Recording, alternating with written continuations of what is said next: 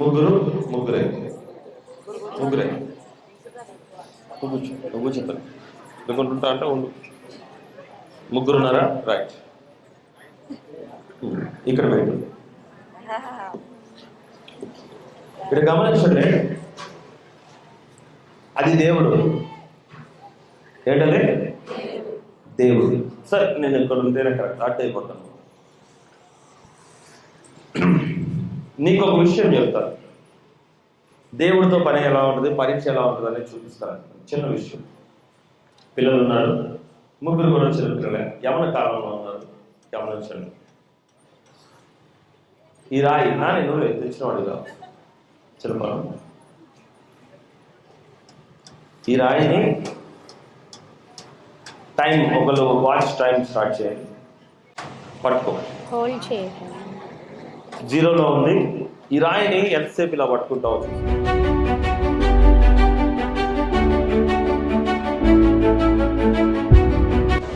ఇంకొద్ది దూరం అయిపోగానే చెప్తే తమ్ముడు తీసేస్తాడు.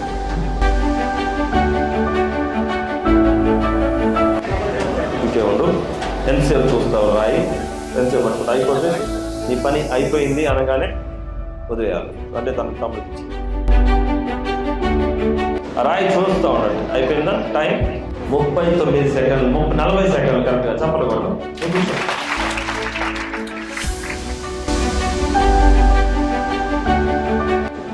రైట్. ఎంత సెకండ్స్? 37 సెకండ్స్. సరే, మీరు ట్రై చేయండి. మీరు పక్కకు కొంచెం లేపి దూరంగా. రైట్.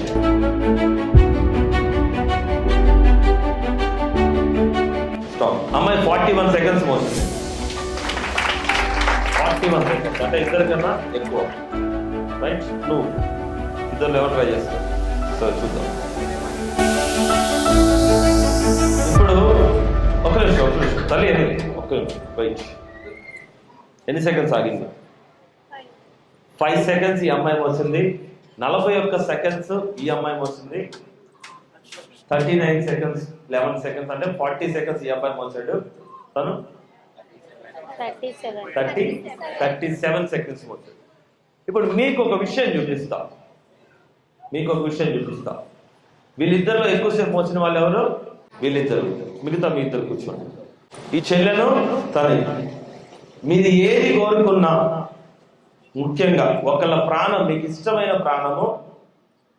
ఇష్టమైన ప్రాణాన్ని దేవుడు 1 నిమిషం వరకు మీరు మోయగలిగితే, లేదా మీకు ఇష్టమైన కోరిక, సరే ప్రాణం పక్కన పెట్టడం, మీకు ఇష్టమైన కోరిక మీ ఇద్దరిలో 1 నిమిషం వరకు మోయగలిగితే, ఖచ్చితంగా దేవుడు ప్రాణ విషయం కానీ, కోరిక విషయం కానీ, ఆశీర్వాదం కానీ దేవుడు నిలబెట్టే అవకాశం ఉంది.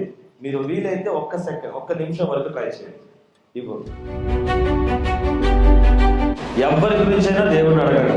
మీ ఇష్టం, కోరికైనా అడుగు, ఆస్తి అయినా అడుగు, ఆశీర్వాదం అడుగు, చదువైనా అడుగు. ఈ కోరిక దేవుడు ఖచ్చితంగా నెరవేరుస్తాడు. ఎందుకంటే ఈరోజు ఎంతో మందికి సాక్షిగా ఉండబోతున్నాం. 40 సెకండ్స్, 50 సెకండ్స్. 1. రిలాక్స్. గట్టిగా చెప్పండి కూడా. ఈ చెల్లె నేను సాక్ష్యం కూడా చెప్తాను, మీరు వినండి. 1 మినిట్ వరకు టార్గెట్. తను 41 సెకండ్స్ ఉండగలిగితే 1 మినిట్ వరకు టార్గెట్. మీ అందరూ కూడా గమనించండి, ఇక్కడ జరుగుతున్న ప్రయోగము ఎవరిని బాధించడానికి కాదు, ఎవరిని తగ్గించడానికి కాదు, కానీ దేవుడు ఏంటో మనిషికి తెలియడానికి. ఏం తెలియడానికి? దేవుడు ఏంటో. 30 సెకండ్స్. హోల్డ్.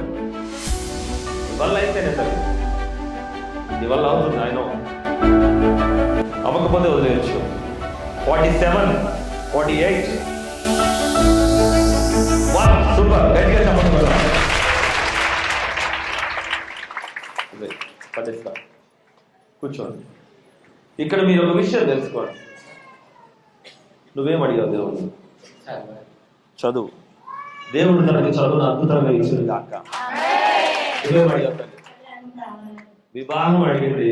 దేవుడు తన సహోదరికి మంచి వరుడితో వివాహం చేయింది కాక. ఇక్కడ గమనించండి, లక్ష్యం లేనప్పుడు, అంటే నేను కోరిక కానీ ఒకళ్ళ ప్రాణం కానీ ఒక ఆశీర్వాదం కానీ అడగొద్దు అని నేనేమి చెప్పకుండా ఊరికే రాయి మోయమన్నప్పుడు ఎంత మోసారు? 40 సెకండ్ల వరకు మాత్రమే. ఒకవేళ నువ్వు 1 నిమిషం వరకు ఉండగలిగితే నువ్వు అనుకున్నది నెరవేరుతుంది అనగానే ఎంతసేపు మోయగలిగాను? రెండోసారి మళ్ళీ అది ఒకసారి కూడా కాదు. మొదటిసారి బలం ఎక్కువ ఉంటుందా, రెండోసారి ఎక్కువ ఉంటుందా? మొదటిసారి చేతులకి, కానీ రెండోసారి వచ్చేసరికి ఏం చేశారు? అంతకన్నా ఎక్కువ. ఆడపిల్ల తేడా లేదు, మగవాడని ఉందా ఆత్మకి? అక్కడ ఏముంది? ఆత్మలో గెలవాలన్న ప్రేరేపణ మాత్రమే ఉంది. ఆత్మలో ఏముంది ప్రేరేపణ? నేను సాధించాలి, సాధిస్తే నేను అనుకున్నది జరుగుతుంది ఖచ్చితంగా. ఆ పట్టుదల రెండోసారి అంతగా బరువు ఉన్న, అంత కష్టమైన వారిద్దరిని కూడా అద్భుతంగా నిలబెట్టింది. దేవునికి స్తోత్రం. నేను నీకు చెప్తున్నా, కూర్చుంటాను, కూర్చోండి. దేవుడి యందు నువ్వు ఏమనుకోవాలి? నేను రాజ్యాన్ని చేరాలనే లక్ష్యాన్ని చూడాలి. కానీ మధ్యలో ఉన్న టైంని, పడుతున్న బాధని, పడుతున్న శ్రమని చూడొద్దు. చూడాలా? నువ్వు చెప్తున్నాను సహోదరు, ఈ జీవితము జస్ట్ బరువు మాత్రమే. నువ్వు గెలుస్తావా లేదా? ఈ జీవితం ఏంటి? ఆ బండ లాంటిదే. ఏమి ఉండదు, వణుకు వస్తుంటది, భయం వస్తుంటది, చేతగాదేమో, పడిపోతేమో, దెబ్బేమో అని అనిపిస్తుంటది. కానీ నీ లక్ష్యము నెరవేరాలంటే నువ్వు హోల్డ్ చేసి చివరి వరకు నిలబడగలగాలి. అర్థం చేసుకున్నాను. గట్టిగా